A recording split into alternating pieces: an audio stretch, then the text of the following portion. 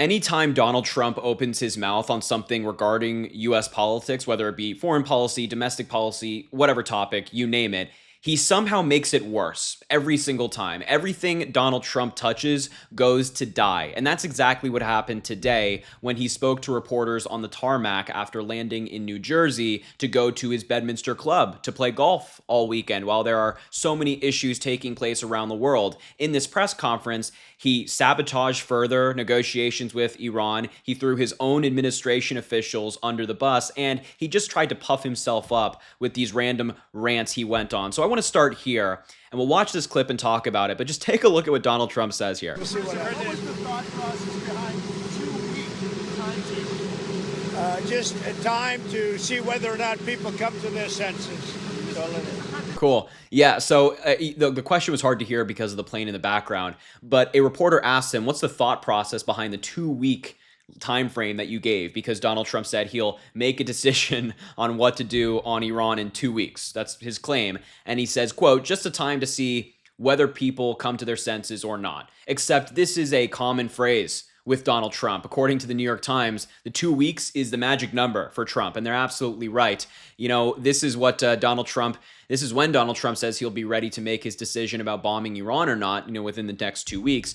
This new timeline was offered by Caroline Leavitt at a press briefing recently, but of course it sounds familiar to a lot of people. Almost everyone in Washington is now aware of the 2 weeks and how it's one of Donald Trump's favorite units of time. Recently, he was asked 8 weeks ago if he could trust Vladimir Putin on Russia, and he said, I'll let you know in about 2 weeks. That never came. Of course, tax plans, healthcare policies, evidence of conspiracy theories he claimed were true, the fight against ISIS, the opening of some coal mines, infrastructure plans, all of these different things Donald Trump said at some point would be coming in 2 weeks.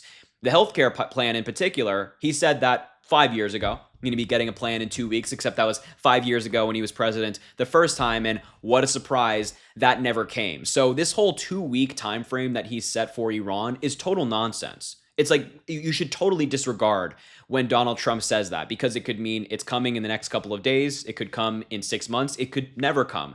That's the unfortunate reality of the president we're dealing with right now, who has no regard for the truth and no regard for transparency with the American people. So let's move on to the next clip, where Donald Trump is so brazenly lying about his policy and his past positions. It's sickening. Just take a look. 20 years ago, you were skeptical of a Republican administration that attacked a Middle East country on the idea of questionable intelligence of weapons of mass destruction.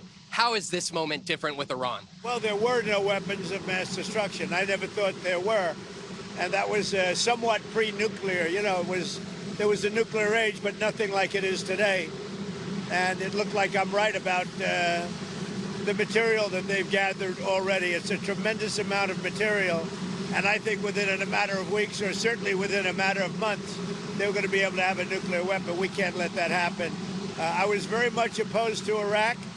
I said it loud and clear, but I was a civilian, but I guess I got a lot of publicity.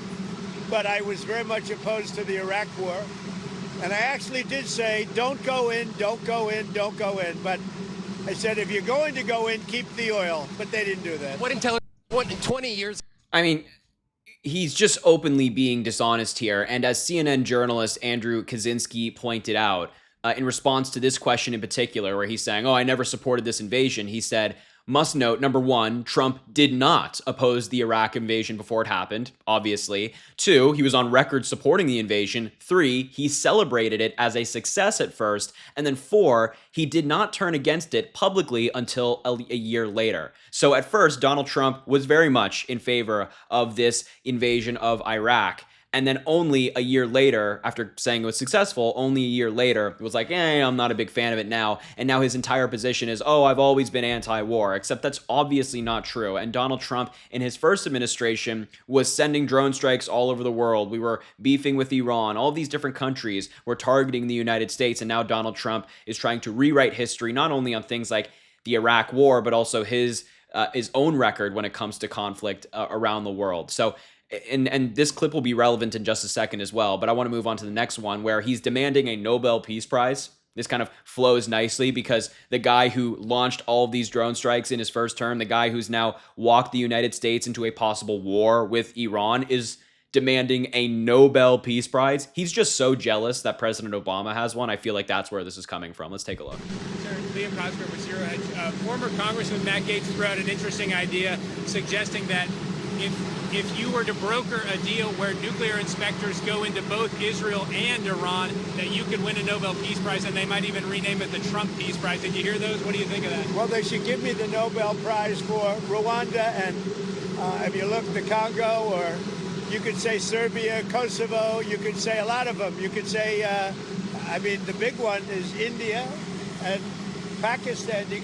I should have gotten it 4 or 5 times. I should get it for the, I would think the Abraham Accords would be a good one, too. Well, they won't give me a Nobel Peace Prize because they only give it to liberals. Would you No, they give it to anybody. They give it to Democrat Republicans who actually broker peace and do things that are worthwhile. They don't give it to people who try to claim that they've brokered peace while simultaneously sending drone strikes around the world. It's not quite how it works. It's not really the way the Nobel Peace Prize works. And I just love that he's citing random examples that he had no input on, like India and Pakistan. There are officials from, I believe, Pakistan recently that were like, yeah, Donald Trump had nothing to do with this. So he's demanding a Nobel Peace Prize on something that he had nothing to do with, but this wouldn't be the first time that Donald Trump claimed credit for something he had no hand in. But just the fact that we have the president, complimenting himself constantly, saying, oh yeah, I deserve the prize, I deserve it 5 or 6 times by now, is so gross. You would just never hear somebody like Biden, Harris, Obama saying things like this. The last clip I want to show you is Donald Trump throwing Tulsi Gabbard again under the bus. Have a look. They didn't do that. What intelligence do you have that Iran is building a nuclear weapon? Your intelligence community has said they have no evidence that they are at this point. Well, then my intelligence community is wrong. Who in the intelligence community said that? Your director of national intelligence, Tulsi Gabbard. She's wrong.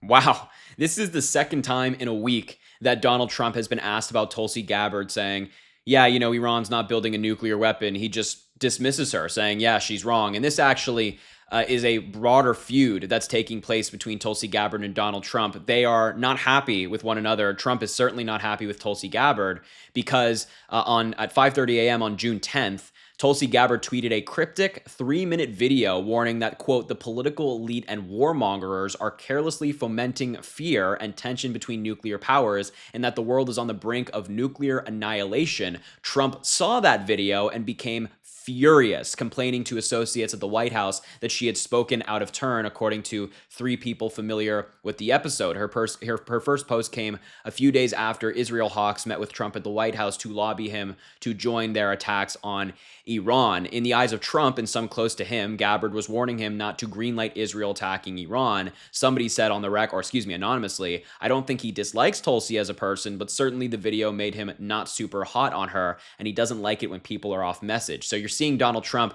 target people like Tulsi Gabbard by name. That is purposeful. That's not just him throwing a random person under the bus. It's because he feels Tulsi Gabbard spoke out of turn, undermined him and his administration, and now they're beefing. So it's great. It's fantastic that not only are these two people in these really important positions, president and DNI secretary, not only are they incredibly incompetent, but they're also beefing with each other in the middle of the United States possibly going into a war. That, to me, seems like a recipe for failure. But I don't know.